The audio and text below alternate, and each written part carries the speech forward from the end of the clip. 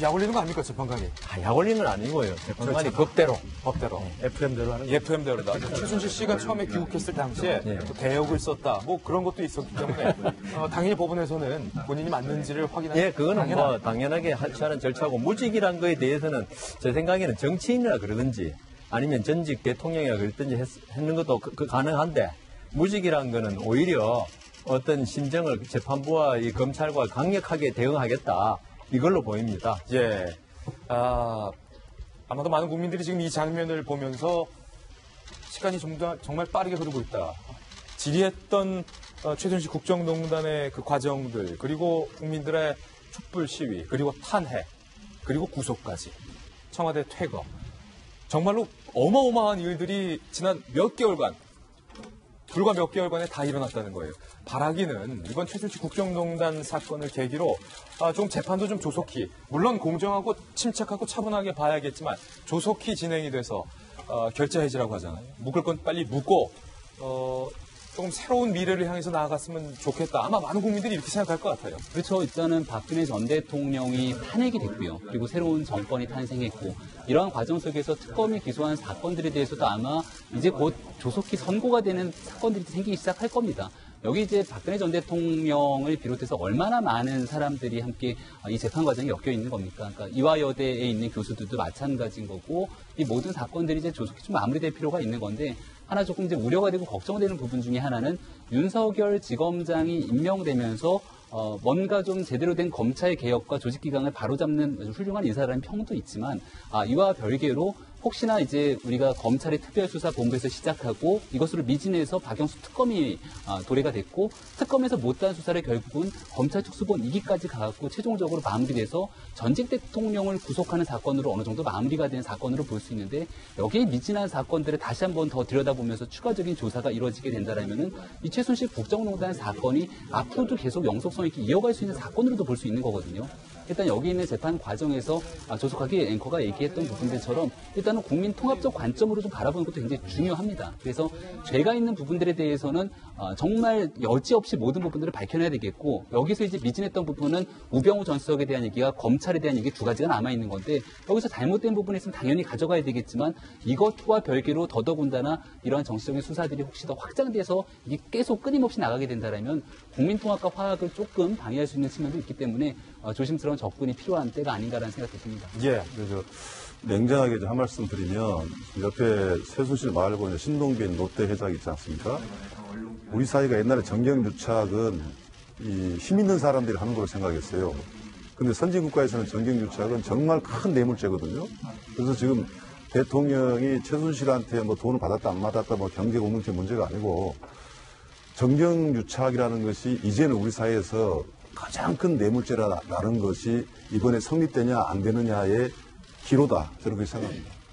제가 볼 때는 이제 전직 대통령이 이렇게 재판장에 서는 것 자체를 우리 대한민국이 부끄러워한다는 이야기를 많이 하잖아요. 예. 근데 또 뒤집어 이야기해보면 그만큼 대한민국이 엄정한 나라입니다. 그러니까 사실은 예전에 우리가 봉건제국 사회에서 이 민주주의를 우리가 전 인류가 만들어낼 때 보면 봉건 군주들을 몰아낸 사람도 있고 또 뭐 스스로 내려온 나라도 있고 어떤 경우는 뭐 단두대 죽이는 경우도 있잖아요. 예. 그러니까 이 민주주의로 가는 과정은 험난한 과정인데 지금 우리는 4.19 혁명, 5.18 민주화운동, 그 다음에 87년 6월 항쟁을 통해서 국민의 힘으로 민주주의를 가져왔습니다. 그러나 지금은 뭐냐면 국민의 평화로운 힘으로 법적, 제도적 절차에 의해서 대통령을 끌어내리는 데까지 왔습니다. 이것은 제가 볼 때 부끄러운 일이 아니라 그만큼 대한민국의 법치, 대한민국의 법의 지배가 엄정하다는 것이고요.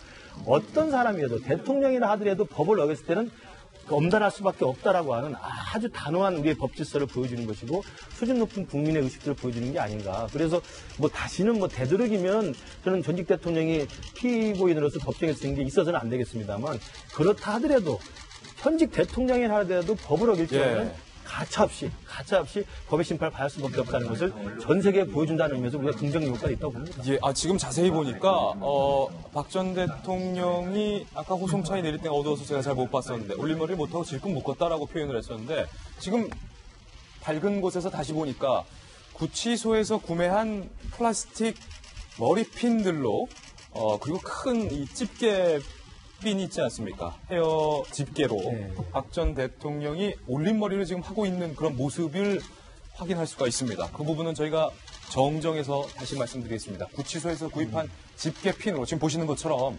올림머리를 박 전 대통령이 하고 있다. 정정하겠습니다. 뭐 올림머리까지는 아니고 뒤에 그냥 묶었네요. 예. 그런데 지금 김근식 교수님 말씀대로 법치주의 참 좋은 말인데 이거는 대통령이 법을 무시하고 나서의 이후의 절차를 법치주의는 맞는데 제 생각에는 우리나라가 이런 자꾸 대통령들이 법정에 서는 거 세 번째인데 그런 걸 보면은 일반 국민들은 법치주의에 어느 정도 이제 적응해 가는데 그렇다 하더라도 정권의 최고 책임자 이런 분들은 나는 법 위에 있다는 생각. 그러니까 우리가 뭐 유권 무죄, 뭐 무권 유죄라고 하는데 그게 가장 잘 드러나는 사례가 바로 최순실 국정농단 사태다. 대통령과 대통령 주위에 있으면 법이 나한테 다가오지 못할 것이다.